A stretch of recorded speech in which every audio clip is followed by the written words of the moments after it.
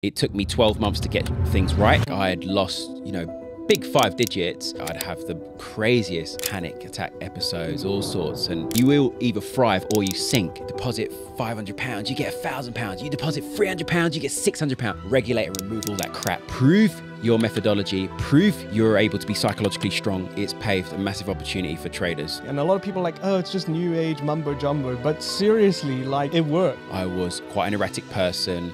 I was quite negative, when things were not going my way. But this book really opened my eyes.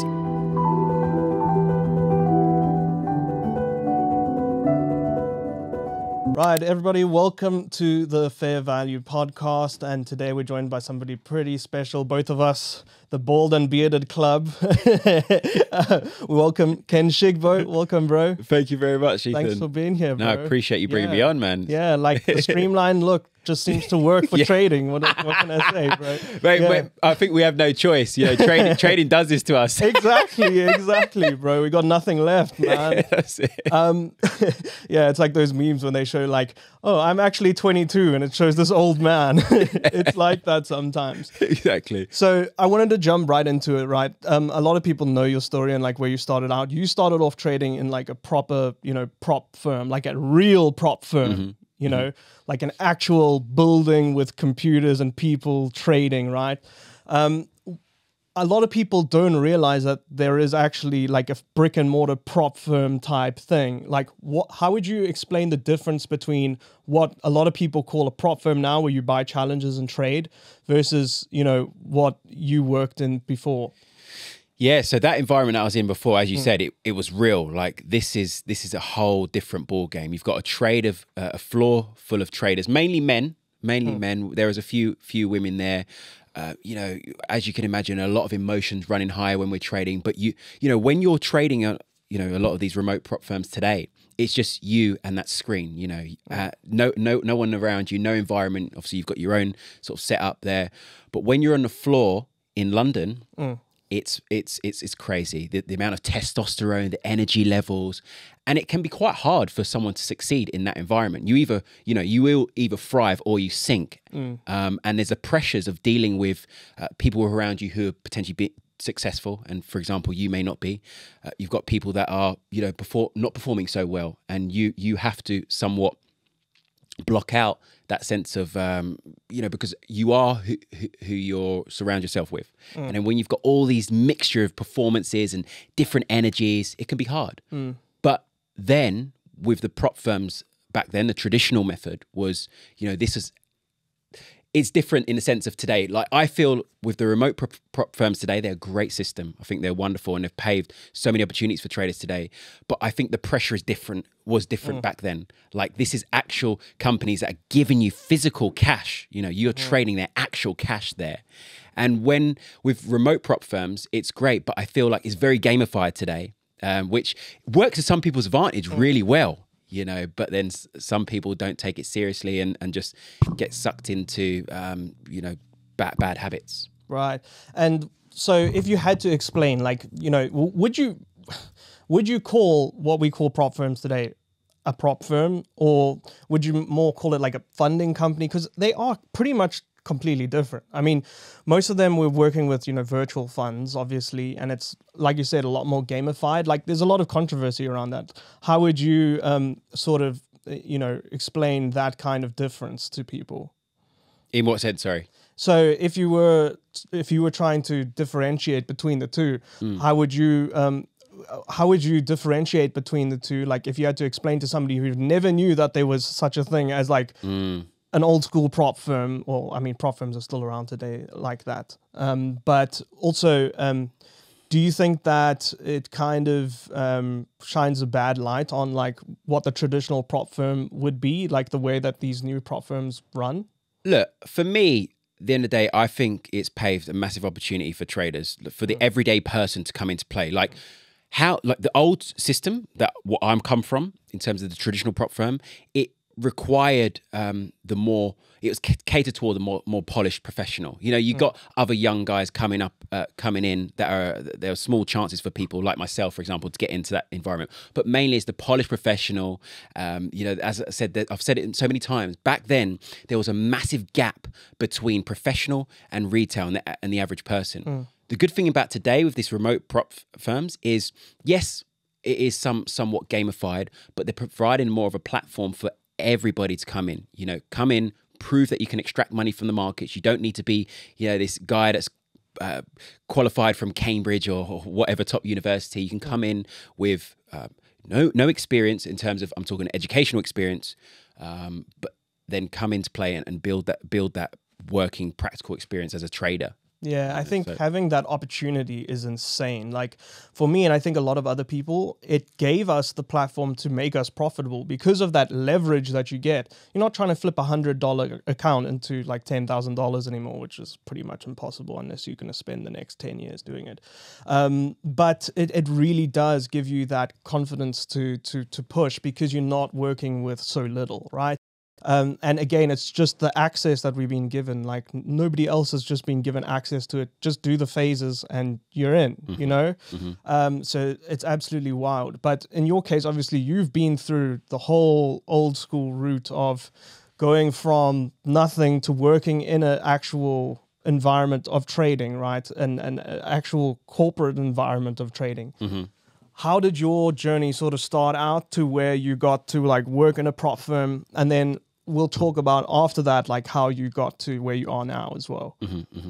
So for me, my early days was just a regular kid, a regular kid that did enough to get by. You know, I was never academic during my school years, hence why I ended up missing university by the desired level that I needed to achieve. I missed just about.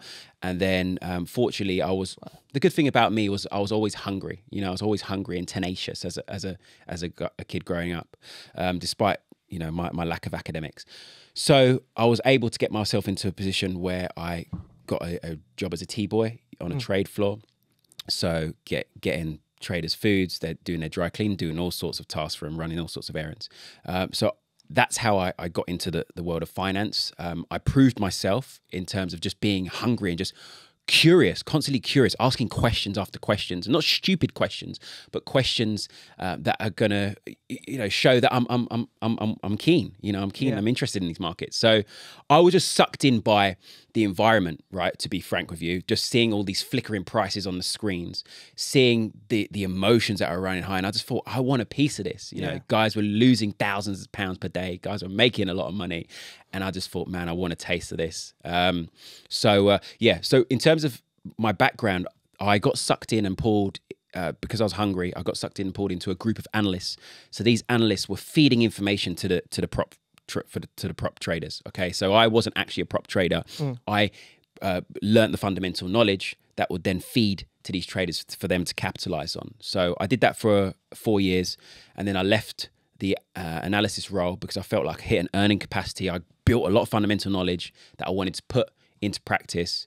So I went into foreign exchange broking. So I was dealing with corporations' foreign exchange exposure, deliverable FX, so importers, exporters that needed to exchange pounds to dollars, so on and so forth. So I'd help them with the timing of that because I built that fundamental knowledge.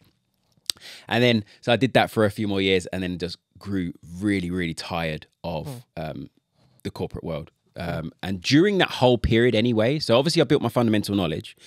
One thing I didn't mention was during that time, I started to try and trade when I became an analyst because I saw the money that could be made from the traders on the trade floor, how they were capitalizing from my information that we were getting because I knew how to decipher through all these news sources and then what that meant for euro, what that meant for GP, what that meant for dollar. So then I started trading myself. I tried to trade just fundamentals during that period and it was awful, really bad. I didn't know what technicals was. I didn't know what a trade plan was. So then I failed there. I lost a lot of money. Then, fortunately, I was able to speak to a guy on a trade floor whose name was Ray. He introduced me. He was one of the prop firms, one of the prop traders, but he had his own cash. But he just rented a desk on the floor. And anyway, he introduced me to supply and demand strategy, which I still use to this day. Obviously, I've optimized. But yeah. Interesting. So you say you like to this day you're mainly trading supply and demand, right? What was the advantage that you found within trading supply and demand versus other kind of like retail strategies? So for me, I found that with supply and demand, I could apply it well to higher timeframes. For me, back then, now this has changed a little bit to this day, and I'll get onto that why. But for me, back then, I found it very difficult to sit and day trade. You know, I watched all the prop traders do it then on the floor. They were, you know, they were in and out of trades, these guys, from what I saw, and I couldn't cope with that. You know, my mental side of things was just struggle to sit in and be in and out of trades. It just was stressful. I like to set my trade and forget, in some essence, you know, set it, manage the risk, and then let it do its thing. So the supply and demand side of things allowed me to trade on the high time frames, on my dailies, on my 4 hour, and then just let the market do its thing rather than worrying about all these the noise. Exactly. In a day. One of the things you focus on a lot is fundamentals, right? And that's your thing, right? How important would you say fundamentals are incorporating it into your trading style? Okay, so for me personally, it's huge. Okay, it's huge because now this is where controversy kicks in, because I know a lot of people like to talk about, you know, things being already the whole market's built on an algorithm, so on and so forth. And that would be a whole different conversation to have. But for me, I personally stand from what I've seen, whether they tie in well together, I don't know. But for me, I stand firm on the asset that you're trading, that I'm trading, you know, whether I'm trading GU, euro, dollar, is heavily influenced and forced in a direction by fundamentals. I see time and time again, when we see a change in fundamental theme or a talking point, you know, the currency will correct, or it will come back, it will come down, or whatever the case may be. It will shift direction. And I feel like every time we have a fundamental event, it pushes it in the direction that it should. And it works well for me, you know. Right. Because there's a lot of traders that just completely disregard fundamentals. I'm kind of one of them. I like to really avoid like big fundamental news and that kind of stuff. But in terms of trading, I focus more on the technicals, just purely because I believe that technicals are kind of like a sign of what happened within the fundamentals, right? It's kind of like I'm just trading what I see versus what I'm kind of like hoping or speculating. What would you say to like someone who trades that way? Well, there's a couple of things I was about to say, actually. The first thing is, I think at least be very aware that there's going to be, because if you're just trading purely technically, I feel like you're a little bit tone deaf to if, for example, there's a massive event that's coming. True. You know, because if there's a massive event that's coming, you know, sod your technicals, you're going to get taken out potentially either way, you know, if you've got an open position and you're just unaware. So that's the first thing. There's nothing wrong with trading pure technically, but at least be a little bit aware of what's going on. I do find, you know, even from time and time again, actually, funny enough, is, you know, the fundamentals will just go hand in hand with the technicals. What you see in the chart, things just play out really nicely. And it's like, wow, okay, fair enough.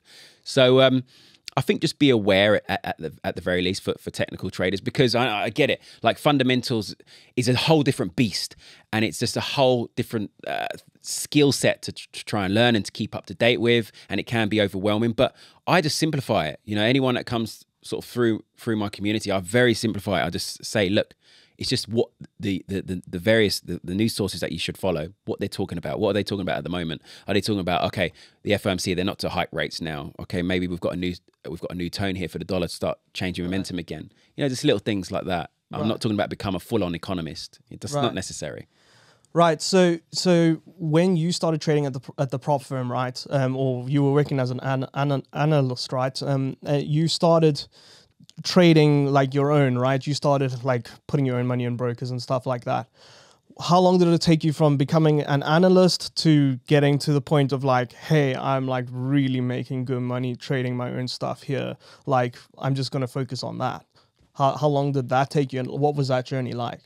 Oh, to be honest with you, it's a very long journey for me. So obviously I got in as an analyst at the age of 18, and I started trading pretty much from the get-go. So I lost a lot of money from the age of 18 right up until, 22. But then I sort of took a moment to step back from trading live capital.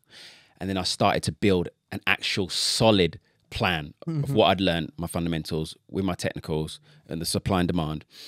So really the whole journey, because during my time as a broker, I carried on saving capital and I was building a track record for 12 months, which the reason why I was building that track record was two reasons. One, I was hoping to try and find some private investment. Second reason was I wanted to take a leap of faith, you know, after so many years. So that was in 2016, I left the corporate world. Right. So 2016, what year are we in now? We're in 2023. I'm just trying to figure out how old I was. Goodness, I'm 32 today. God, I can't even do the maths right now. Can you do the maths? Probably like 20...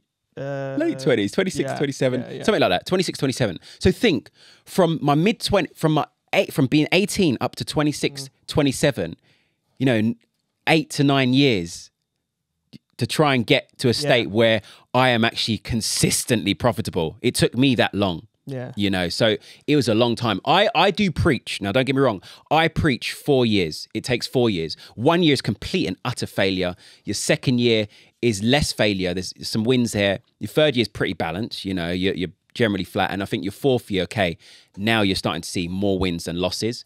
Ideally, it should be taking you that amount of time. I just did things where, you know, I had to learn the hard way. Back then, for me, there wasn't someone to lean on. There wasn't all these great influencers that we've got in the market today, like you and I. There was nobody. So I just kept having to go through so much trial and error. And it was to the point of insanity as well, because I just kept repeating the same mistakes, but I had no one to look up to. Yeah. You know? What do you think was that kind of inflection point that made you like break those bad habits or like stop like doing the things that kept causing you to fail? A couple of things. So the first was extracting my statements. So back then I'd mainly trade, which it's changed a little bit now, but I used to spread bet. So I spread bet and I extracted my statements from a company called IG and they were atrocious. Like I had lost, you know, big 5 digits, which was a lot for me, you know, back then. So I lost big 5 digits. And that was just an eye opener for me. I was like, wow, this is scary. I need to start. I need to quit, walk away, or I need to get this shit right. I knew I was confident in my ability, but I just had to work on a lot of things, you know, in terms of psychology, in terms of my approach, and having a clear methodology and plan. So that was the first thing. That was an eye opener for me. And then, as I said, it took me 12 months to get things right in terms of with a track record. Then I took the leap of faith with my own capital that I saved up. Right. I contacted a few people via LinkedIn and fortunately I got someone that backed me. We came to a private arrangement. So then I left to trade my capital, but then also with a private arrangement, extra funds. First 3 months after I left my role, everything went to SHIT again, upside down, because you know, the psychology kicked in. It's worrying. I was thinking, because at the time I just had my daughter, so she would just been born not long ago, and then I'm taking the leap of faith. And then, so I was just thinking about the pressures. I need to make money now. I had savings, don't get me wrong, and I had capital there, but it's still pressures. Like I need to make money. So yeah, first 3 months were bad. The guy that we had an arrangement. If I hit 10% drawdown, then you know we're going to cut it. I sat down with the guy that's backed me, and I said, look, I just need some time to get it right. I'm going to take a couple of weeks, maybe even a month off to try and establish what's going wrong here. And then eventually I just got my shit together. You know, I started up again, and then things started to pick up as they should have, as I proved myself that I could do. So it just took that period, you know, just that setback to sort of come back, if you like. Right. You mentioned like the importance of having a plan. How important is that? And how did you eventually like formulate your plan? What was that process like? So for me, it was firstly just understanding my currency pair. So my pair at the time was GBP dollar. So it's understand the way in which she moves. You know, I picked up, there's so many patterns that you pick up, you know, once, you know, for example, once London flow gets out of the way, how's GU going to react? And patterns start to appear multiple times, you know, through the week. So I'd pick up on these patterns. So getting to know my girl in and out, you know, in and out. And then for me, it was just knowing which times are most suitable for my strategy. I found that through much trial and error. You know, for example, I narrowed a very specific window, was waiting for London flow to get out of the way, you know, in terms of the morning flow when European and UK traders come to the desk, letting that flow settle. So about 10 o'clock, I'd be executing trades, and I wouldn't be trading after 2 p.m. So then I narrowed my trading window. So I got to know my baby, then I narrowed my trading window. And then it's just about building multiple confluences. I'm quite a risk-averse person. I will take very strong calculated risks, but I need multiple reasons for that. So it's then building multiple reasons, you know, having a minimum of 3. Like if I've got 4 or 5, fantastic. And that was it. Yeah. Yeah. Yeah, it's interesting. I think a lot of people have different ways of doing it, but I think having a plan is like a non-negotiable.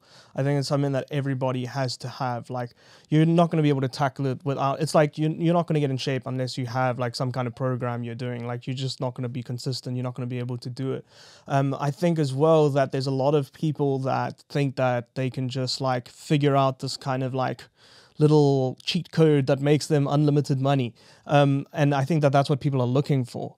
And I think that people spend years and years looking for that. Like those people that are really, really like persistent, like maybe it's a good thing to have that like get rich or die trying mentality. But for a lot of people, it means spending tons of years. I mean, you spent so long getting to where you are.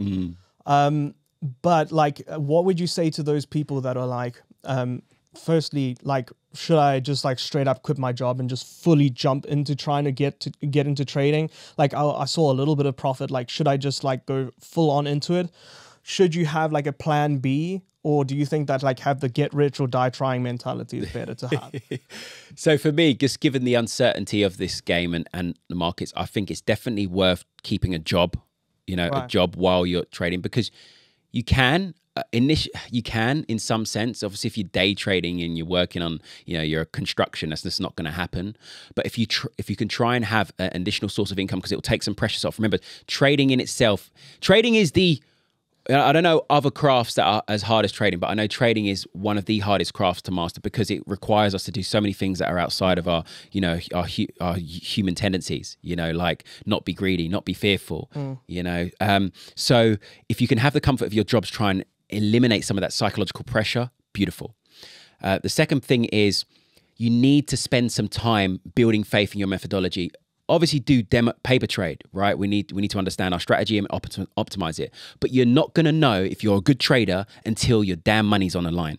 You know, I don't care. The amount of people that I've spoken to, oh, I made this from my demo account. Let me see you do that on a live account. It's a different story, So prove your methodology, prove you're able to be psychologically strong over 6, 12 months, and then we can start talking about potentially you taking the leap of faith outside of your 9 to 5. But I'd still think, look, if you can juggle at least even something part-time just to cushion out, or get, you know, opportunity doing, you know, creating content or whatever the case may be, just to cushion things a little bit, fantastic. 100%. It takes so much pressure off you as well, and you can't be pressurized when you're in a trading environment. You can't make decisions based on emotions. Exactly. How would you like approach it now if you were starting today? How would you get into trading? Good question. I would definitely look to leverage some of these prop firms. The reason being is I do like the prop firm model, and I haven't used them yet, and I'm considering just a bit of diversification. Now, I'd go into the prop firm side of things. Why? Because these guys, obviously, they have rules, and I really respect the drawdown limits, because traders come into this world, you know, thinking that their earnings are, you know, uncapped, and so is like there's no risk. But people got to remember there is risk, and this is money at stake. So having that right mentality of, I can't go past this, you know, I have a daily max stop out, or, you know, a total drawdown of 10% on my account. Having that is the right sort of mentality. So I'd go down that route, because there's strict rules there. If you're trading your own capital and you're just starting off, it's hard. It takes you time to realize that I need rules. I need clear rules, and I need a plan, and I need to execute risk management. So having that, a little bit of sort of soft pressure from this prop firm is great. And then I would focus on myself, first of all. Before I start learning, you know, maybe fundamentals, I'd focus on myself, make sure I'm in check. Because one thing that I'd learned is that when I used to keep a diary, I'd also write how I'd feel on that day when I'm executing trades. And there was a lot of time where, for example, me, I've calmed down so much in the last few years. I was a very erratic person, very emotional person, you know, in just everyday life, you know, unnecessary road rage, arguing with people over silly things. And it's just so unnecessary. And it made me not a good person in the sense of, you know, just being calm and collected as I should be. Like my dad is that person. He's calm, collected. He had his wild years when he was younger, but he's very calm, collective, measured. And I found that once I started being more calm and collected, no doubt that it improved my trading, you know. So make sure your own personal things are okay. Things are at home are stable, because if they're not, you're not going to make money. If you're in a situation right now with anything with your family, you're not going to make money. Yeah. You know, you need total zen. So yeah, that's how I'd go about it. Yeah, it's crazy. It's a full like personal development journey. It's not just trading, because like I was saying the other day, like you can potentially find some success if you haven't sorted stuff out, but long term you're not going to be able to maintain it, because all these things in your life are going to come back to haunt you and really mess up your journey. And you want it to be long term, right? You're not just looking at it for, you know, this quick buck, right? In terms of like leveraging the prop firm industry now, I think there's a lot of stuff at the moment that's happening with the prop firm industry. Indeed. It's a bubble that a lot of people think are going to burst, but personally, I think it's going to be here for quite a while. It was the same with brokers and stuff like that, right? With the regulations and stuff like that. I mean, US still have such issues with finding, you know, Forex brokers to trade with because of their regulations. But everywhere else in the world, it's kind of okay. What do you foresee the future being for like this whole like prop firm industry bubble? Do you think it's going to be similar to that of those Forex brokers? Yes, definitely. I think look, at the end of the day, regulation is not a bad thing. It's a good thing. We need it. There's going to be a clear out, and unfortunately, there will be a lot of prop firms that don't survive. That's just the nature of how it goes. There are a lot of Forex brokers back in the day that didn't survive with the new regulations and coming in. So I think it's here to stay as long as these prop firms can continue to innovate and always look out for the best interest of the trader and the client, then they're here to stay. But you know, ones that are doing things that they shouldn't be, that they know they're doing, they're not going to last. You know, they're obviously trying to make quick money, and you know, shit's going to bite them in the ass anyway. So right, yeah. But do you think that that's probably like prop firms are the best opportunity right now for people trying to get started, or do you think that they should go more the route of like building up a track record, trying to get funded privately with private investors, those kinds of things? There are a few other platforms like, you know, like Darwin X and all that stuff, which is pretty cool. There's alternatives and people are innovating, which I really like. There's space for everybody in this industry. What do you think is like the best path to go down in your opinion? It's a good question. I think right now, look, this is what I was saying actually to someone yesterday. You need money to make money, right? So if you're wanting to try and make a decent amount of income from trading right now, then I'm going to be real with you. You're going to need good 5 figures, you know, at least good 5 figures to make a solid income, you know, because you got to think, I don't know what, obviously everyone's different in terms of what they produce in the market, but you got to think if you're making a few percent per month, which is pretty damn good with low drawdown, that's solid trading. You got to think, what's a few percent on a few $100 or $1,000? It's nothing, right? So you need money to make money. So if you don't have that money, you know, to leverage off, then I'd say look at the prop firms, okay? Before you go to the prop firms though, please, because I've seen it, and just through people that have come in and out of my community, I've seen people that have blown, you know, 20. One of my friends that I know owns a prop firm, and the amount of repeating business that they get from failures after failure, and it's a joke really. So, and that's because people are just either one, they haven't got their system right, or two, they're just not taking it seriously and just gamifying and just hoping for the best, which is really not producing the outcome for them anyway.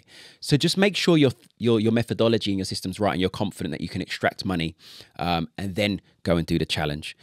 Obviously take because I know some places offer free trials and stuff, or, you know, just paper trade for a little while within those rules that you have, and then go and do it. Don't just go and jump in and try and do the challenges. Yeah, it feels like they sometimes, like you said, they're trying to like gamify it so that it's like almost like addictive. And I think a lot of people just like keep buying challenges, keep buying challenges, keep buying challenges. And I guess that's kind of what prop firms want you to do, right?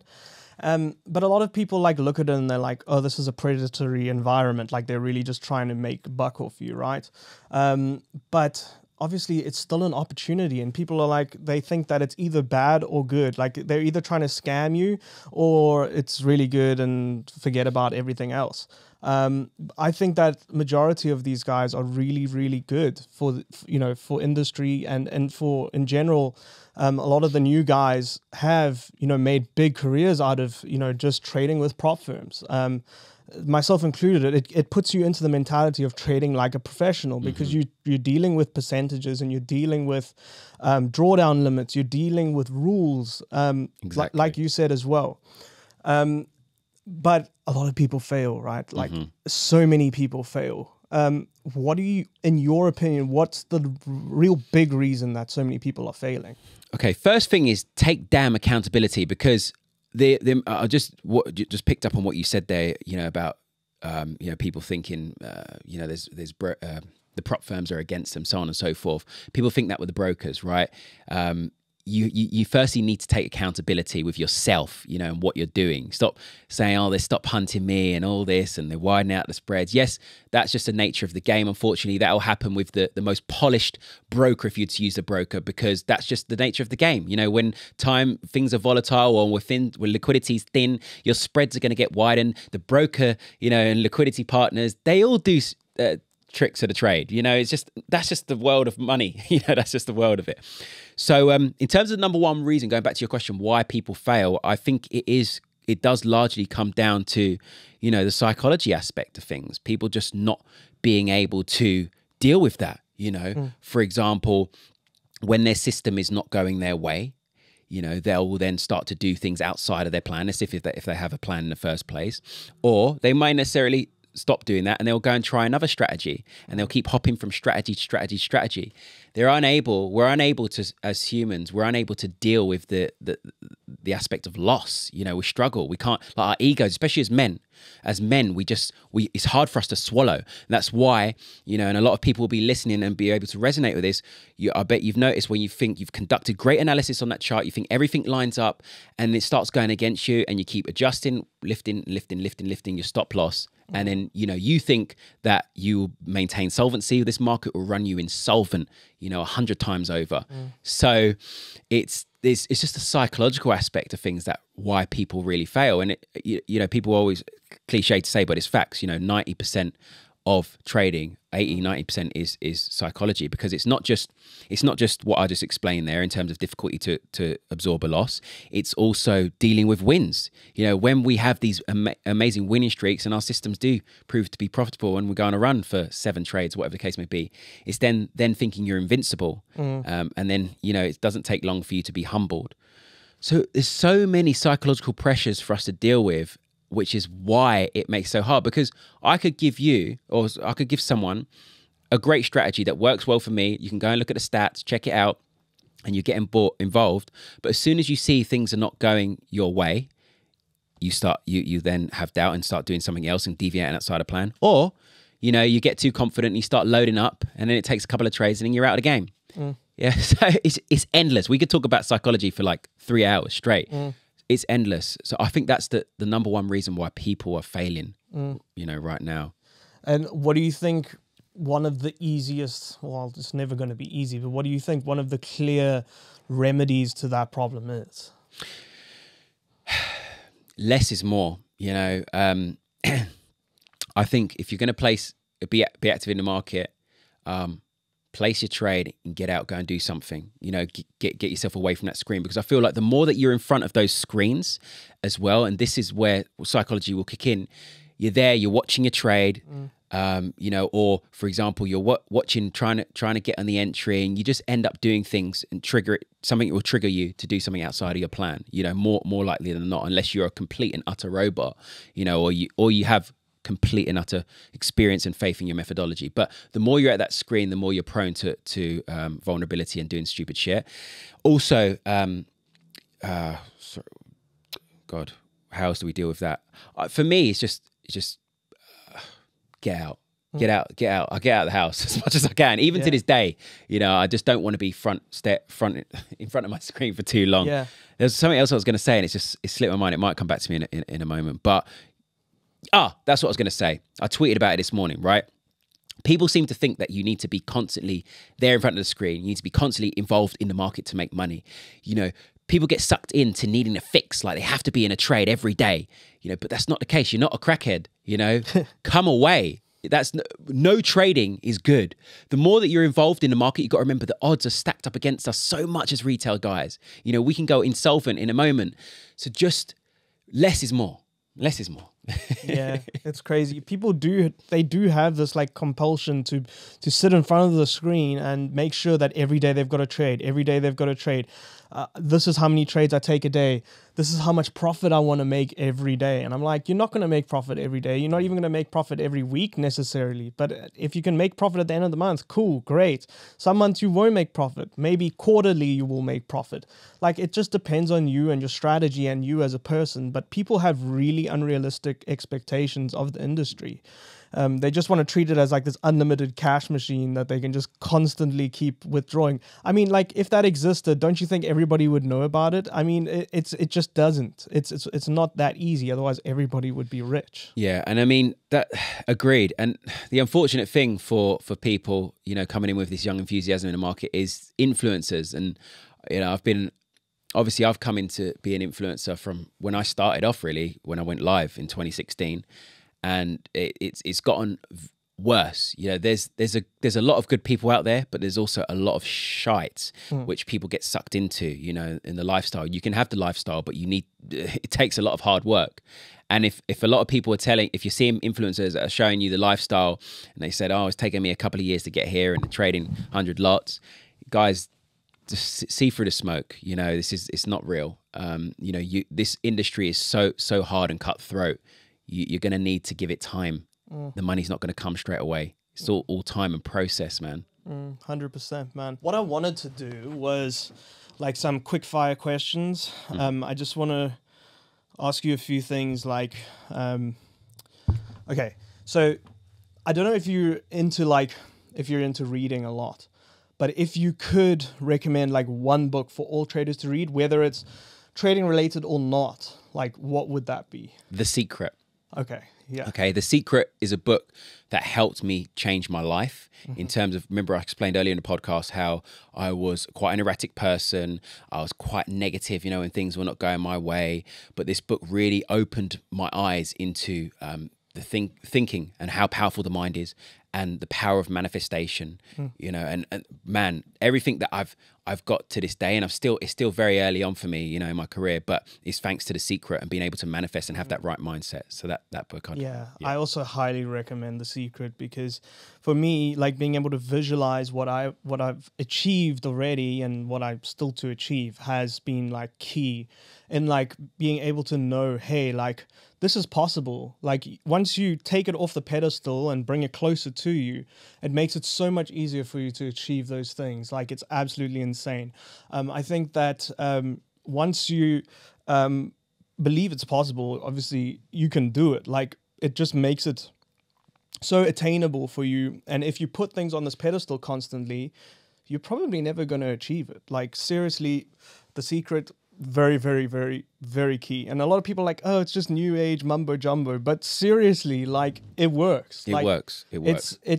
And the thing is, because you believe these things and because you believe you're going to achieve them, you end up doing things that you wouldn't have done previously. Exactly. And that's the power of like attraction or whatever. You're attracting these things towards you because you're doing things you wouldn't normally do. Why? Because you believe you're going to achieve things that most other people aren't believing that they're going to achieve, right? It's so true. Yeah. It's a powerful thing, law of attraction. I think just to prove that it works, I recommend that people obviously go through the book, read the book, and start manifesting small things initially.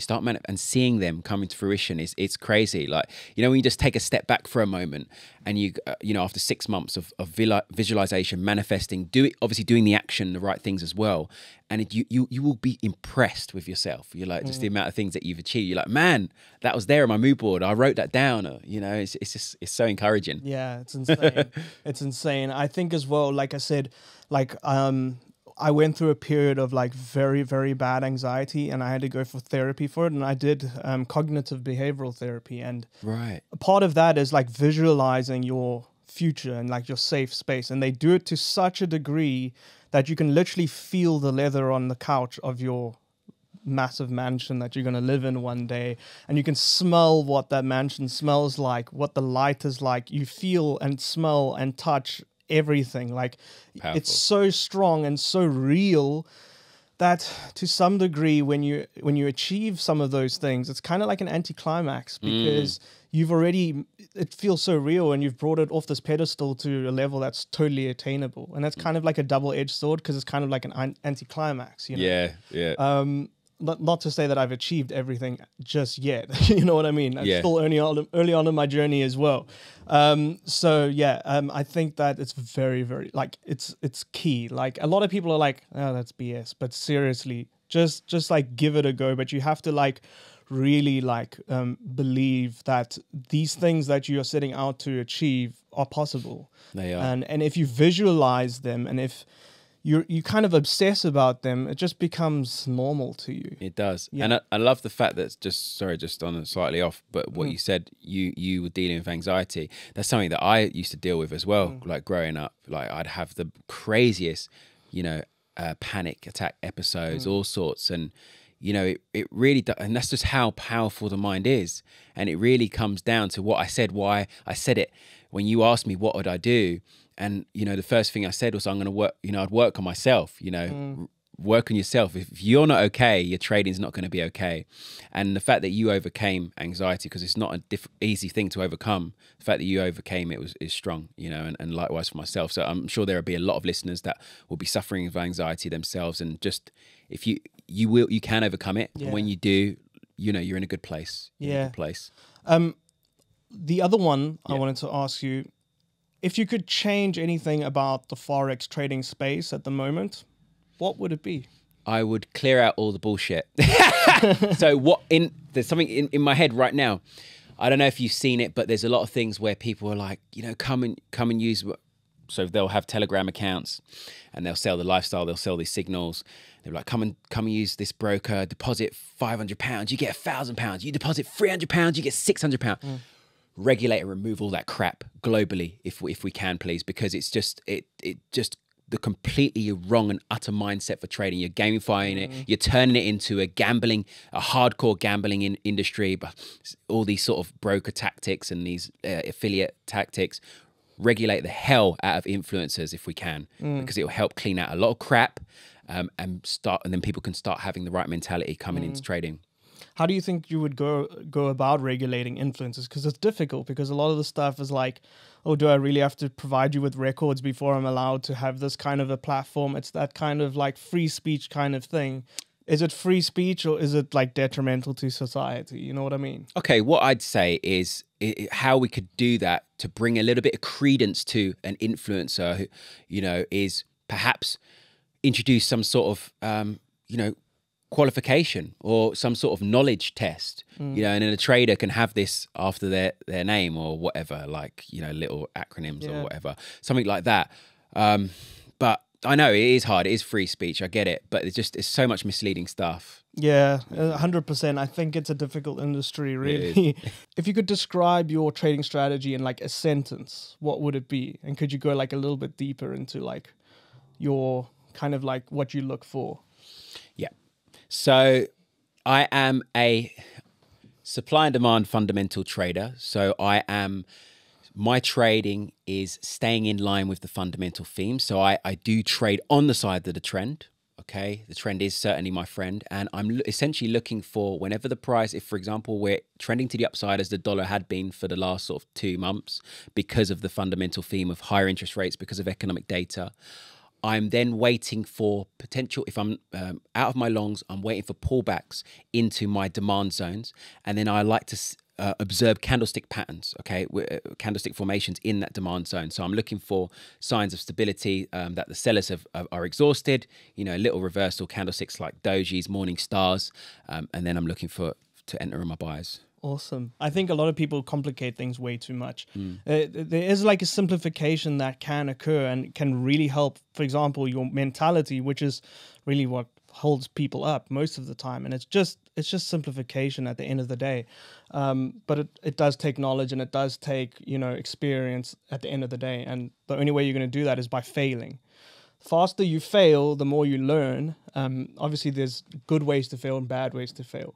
Exactly. But yeah, I think that's very, very, it's a very, very solid way of looking at the markets. And I think a lot of people have this overcomplicated way of trying to, like you said, with the people who were doing, on Bloomberg and all of that stuff, really, really overcomplicating something that should be just simple. It should be, exactly. Yeah. Like, there's so many times in the past, and I'm sure people as well, where you just get analysis paralysis. You're overcomplicating it. You're there staring at the charts, and your mind is just, it's like you're getting punched in the head, staring at that screen. Just strip it back, strip that chart as well. I like to keep the chart as clean as possible, not too much going on. So, clean vision. You can't be driving a car in a dirty windshield, and that's the same as the chart. I think that if there's too much noise on there, you're not going to be able to see clearly. So clean it up and keep it simple. Yeah, 100%.